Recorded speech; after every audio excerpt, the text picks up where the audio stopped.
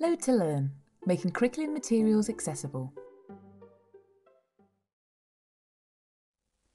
Hello, welcome to this Load2Learn video on making text accessible, an overview of the needs and solutions. In this video, we will have a look at the definition of print disability and accessible formats. Then we will have a look at three types of technologies that help print disabled readers.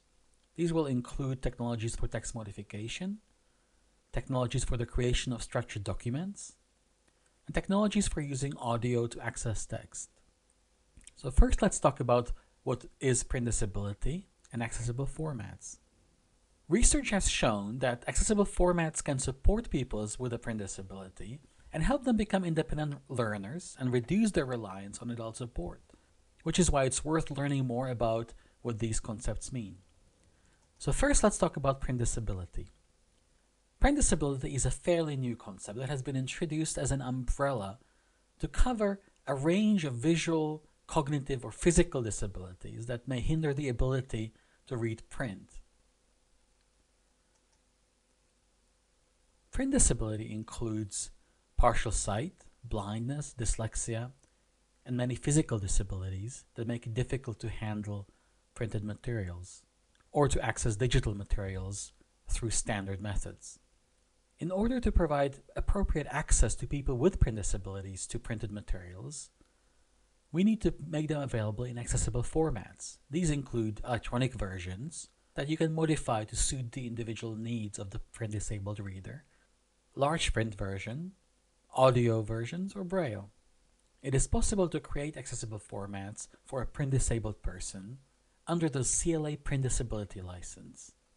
The CLA Print Disabilities License allows anyone supporting a print disabled person or the print disabled person themselves to create an accessible version of a copyrighted work if that same accessible version of that work is not already available commercially, if the change being made is not derogatory or does not change the author's intention, and also providing that the person making the accessible copy owns the physical copy of the work being modified. Now let's have a look at three broad types of technologies that can help print disabled readers. We will look at technologies for text modification, creating structured documents, and audio. And we'll look at the different types of audio: narrated, created by text-to-speech, or audio synchronized with text. First, let's talk about text and document modification. There are a number of things you can do to a text or a document to make it more accessible. These things include the choice of font, the size of the font, the way you zoom in on the screen, the colors of the text or the background, line spacing, and the alignment of paragraphs. Let's have a look at them one by one. So the first thing you can do is modify the font type that your text is using. There are three broad categories of types: the serif, such as Times New Roman, which is characterized by little feet at the bottom of the characters. Then we have sans serif, which does not have these little feet or serifs. An example of that is Arial. And then there is cursive, and the best known example of cursive fonts is Comic Sans, which is available on every Windows machine. Using the right font is very much a matter of preference, but it is recommended that for the majority of print disabled learners, sans serif is the most suitable font. Many dyslexic readers prefer a cursive font such as Comic Sans. There are also specialized fonts aimed at dyslexic readers, but none of them works universally for everyone. Another difference you can make is increasing the font size. This is an obvious solution for somebody who is partially sighted, but research has shown that it has a surprising impact on the reading ability of somebody with dyslexia as well. Here you can see the difference and see how much easier it is to read font that is 12 points or even 14 points compared to 11-point font. If you increase the font size and print the document, the text will be bigger. However, you can increase the font size without changing the document by zooming. For example, in Microsoft Word, you can go to the View tab and go to Zoom, and then choose one of the options. For example, text width makes the text as big as the window allows, or you can choose a particular zoom percentage, such as 200%. Now, if you zoom in too far, what happens is that you will have to scroll vertically left and right. But there's a useful feature that is worth exploring, which is called reflow. Reflow means that if you zoom into the text, instead of disappearing off to the side of the screen, reflows against the edge of the screen. Here you see text zoomed to 500%, and the reflow effect is achieved in Microsoft Word by going to the View tab and choosing Web Layout instead of the print layout. The reflow feature is also available in Adobe Reader in case you're reading a PDF. You can find videos showing you how to do zoom and the reflow effect on the Load2Learn website. One of the more obvious changes you can make is changing the background colors and the color of the font. Many dyslexic readers prefer a lower contrast color scheme, such as having a cream background and dark gray text. Many visually impaired readers, on the other hand, prefer the highest possible contrast. Here's an example of one of the options that can be set in Adobe Reader for changing the color and background of text in a PDF. Another change to text that has been shown to have a surprising impact is line spacing. Most text is presented with single line spacing, but increasing it to 1.25 or even 1.5 can make reading much easier for many people with print disabilities, including dyslexia and partial sight. Very often people try to cram as much text as they can and sometimes even decrease the line spacing. Many people try to save space by decreasing line spacing, but it really has a huge impact on readability. And a final change you can make is to modify the alignment of paragraphs to have all the paragraphs left aligned. Justifying paragraphs has an effect on changing the spacing between words, which makes reading more difficult for some readers, even though some may prefer the justified lines on the right-hand side. A particularly difficult feature of text is if it's centered, meaning that the lines start and end in different places on different lines. So the preference for print-disabled readers should be to make all your paragraphs left aligned. You can find videos explaining this in more detail on the Load2Learn website. What are the tools you need to modify text? Well, the good news is you already have all those tools. There is Microsoft Word, which we saw. There's Adobe Reader. Many print-disabled readers take advantage of using a hardware e-reader because it allows for modification of text. Again, on the Load2Learn website, you can find more details about the options here. Now let's have a look at the second type of technology to help print-disabled readers, which is structured documents. Structured documents make it easier to outline the document, navigate the outline, and get a sense of the map of the overall layout of the document. And this is for both dyslexic readers and blind or partially sighted readers who may be using a screen reader. So what is a structured document? It sounds very mysterious, but actually it's just a simple document made in Word using one of the built-in features in Microsoft Word called styles. Basically, you click anywhere in the paragraph you want to be the title of your section and choose which level in the outline it is, either heading 1, heading 2, heading 3, all the way through heading 9. If you choose the document navigation or the document map under View, you can then see the outline of your document and click on the different sections to jump from one to the other. This doesn't just work in Microsoft Word, it works in OpenOffice or LibreOffice. It's also possible to have that effect in PDFs if you create them from Word the right way. It's also available in Google Docs and other online editors. And it's also something that should be done when creating web pages. The opposite approach, meaning just sticking with a normal style, making the section headings slightly bigger and bold, does not help because it does not create a structure that Word can recognize, and therefore there is no navigation. This has a massive impact for a blind reader who's using a screen reader and who cannot simply jump to the right section without listening to everything. But it's also very important for dyslexic readers who are faced with long stretches of text, and if they want to find something in the text, they have to scroll down, which can be very confusing and tiring for them. But in fact, structured documents are good for everybody.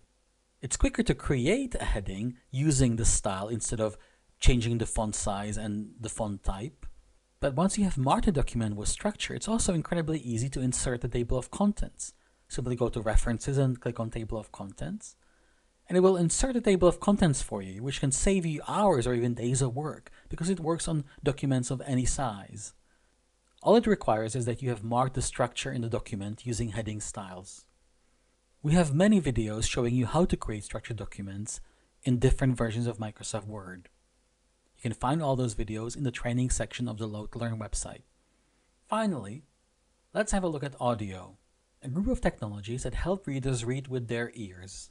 We will have a look at audiobooks, synthetic audio or text-to-speech, and text where audio has been synchronized with text and highlighted as the audio is being read out. First, let's talk about audiobooks. Audiobooks are very often not the type of solution that people think of when they think about dyslexic readers, even though they are the natural solution for blind readers. But it has been shown that they have an enormous effect for people with all types of print disabilities. In one study, it was found that boys who were participating found reading by audio a very effortless experience. And they also discovered that they were all of a sudden reading books that were appropriate to their age, and they could read even the hard words that previously were making it impossible for them to access the text.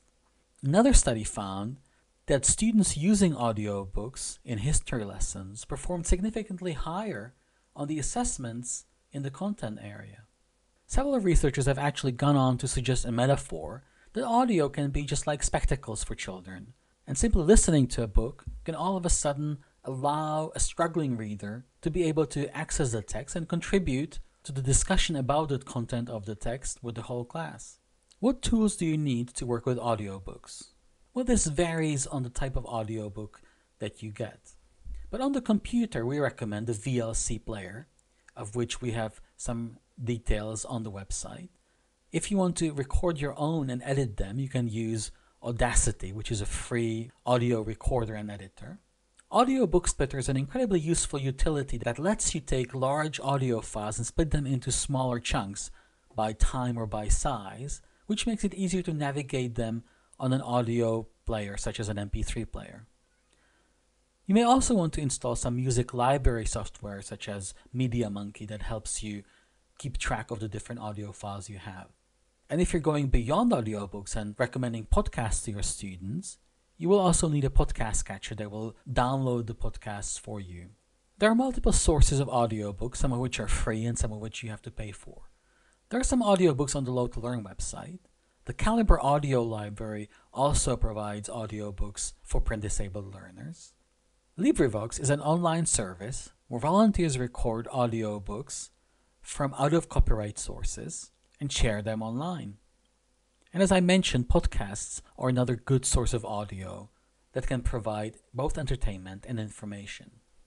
Finally, the leader in commercial provision of audiobooks, focusing on both fiction and non-fiction, is Audible, but it requires specialized players and also a regular paid subscription. However, not all books, particularly textbooks, are available as audiobooks. There are simply not enough people out there who can narrate them all. But that does not mean that we cannot provide an audio version of them. Text-to-speech technology has improved by leaps and bounds and can provide a very creditable alternative to narrated audio, particularly when it comes to textbooks. There is plenty of evidence that text-to-speech can be very effective. In one study, all the students who used text-to-speech to access materials during examinations found it easier to use than to have a person helping them, and their mean score was higher compared with those who were using scribes. Another study found that text-to-speech can relieve the burden of decoding, and struggling readers can therefore focus on comprehension, which is what reading is about after all. And finally, another study found that students could double or triple the time that they could sustain reading when using text-to-speech.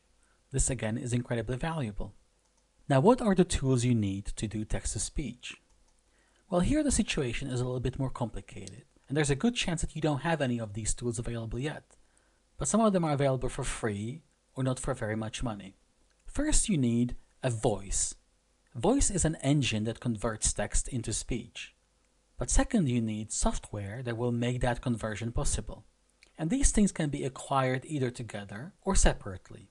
There are several sources of voices. Well, first there are free voices. You will find a pre-installed voice on all the latest versions of Windows and Mac OS. These are not perhaps the best voices, but they're perfectly usable. You can also download free voices online, but the quality varies. For people working in the post-16 sector, free voices are available from Jisk TechDis, and those are very high-quality voices that were commissioned specifically for this purpose. There is a male voice, Jack, and a female voice, Jess. If you're serious about text-to-speech, you may want to invest into a commercial voice. Some of these voices are incredibly high quality. Some of the companies that sell voices directly to consumers include Ivona and Seraproc. They even offer voices with regional accents and in other languages than English. Once you have bought the voice, you can simply download it and install it on your machine. Once you have downloaded a voice, but even if you don't buy a voice, you already have a default voice on your machine, and you can use it with a piece of software to help you convert text to audio. We have detailed videos on Load2Learn website showing you how to use these different programs, so we will not go into it in detail right now. A particularly popular are Balabolka, which is very efficient at making MP3s out of text, WordTalk, which is a free add-in for Microsoft Word, and can simply read text directly in a Word document. Or you can achieve a similar effect by adding the Speak button in Microsoft Office. Adobe Reader has built-in text-to-speech, so you can have PDFs read out loud. And there are also many browser plugins so that you can have the web read out to you as you browse around. You can find more information about these on the Load2Learn website. Finally, let's talk about text that is synchronized with audio. Text can be synchronized with audio either by synchronizing the audio with documents structure, meaning it is easier to navigate long audio documents. Text can be synchronized with audio in two ways. First, you can synchronize the audio with document structure, which means it's easier to navigate long audiobooks. But even more powerful is synchronizing text with audio in such a way that as the audio is being read out, the corresponding parts of text are highlighted. There is research that confirms that highlighting text as it is spoken can help learners pay attention and even remember more information. Other research has found that experienced text by audio and reading it at the same time has enabled poor readers to perform as well as skilled readers in word recognition and also improve their retention. What tools do you need to synchronize text and audio? The most common solution for this is to use a book in a DAISY format. We have more information about that on the Load2Learn website. But in short, the DAISY format is a format that links audio to text either simply by structure or by linking all the text to the audio. There are many commercial tools that allow you to create DAISY books and many commercial tools that allow you to read DAISY books, but there are also free ones. The one we recommend for free reader is the AMI DAISY Reader. And if you want to create a DAISY book out of a Word document, you can use the DAISY Creator add-in for Microsoft Word. Both of these are free. However, you can achieve the similar effect of text being highlighted as it's read out using some free software. One of them is the already mentioned plugin for Microsoft Word called WordTalk, which makes it possible to have text highlighted as it's being read out. Balabolka has a similar feature built into it. Or for browsing the web, you can use Browse Aloud, which is software that makes it possible to read out web pages by simply clicking on parts of them and hearing the audio. In short, using some of these solutions can transform the reading experience of many struggling readers, and I urge you to try some of them out. This video could only provide the briefest overview of what is available, so you will want to know where you can learn more. The best place to go and start learning is going to the Load2Learn website on loadlearn.org.uk/training. There you will find many short videos between 3 and 5 minutes explaining in more detail on how to do some of these things that I mentioned in the video so far. Another resource on the Load2Learn website are the computer productivity and accessibility cue cards. You can download them, modify them to your needs, and print them out. Many people have found it helpful to simply keep a set by their computer and glance at them when they try to do something that they forgot how to do. I hope you found this overview helpful, and thank you for watching. Thank you for watching. For more tutorials or information about Load2Learn, please visit load2learn.org.uk or contact us on 0300 303 8313. Copyright 2012 Dyslexia Action in R&IB. Licensed under the Creative Commons license by attribution for non-commercial purposes and shared alike.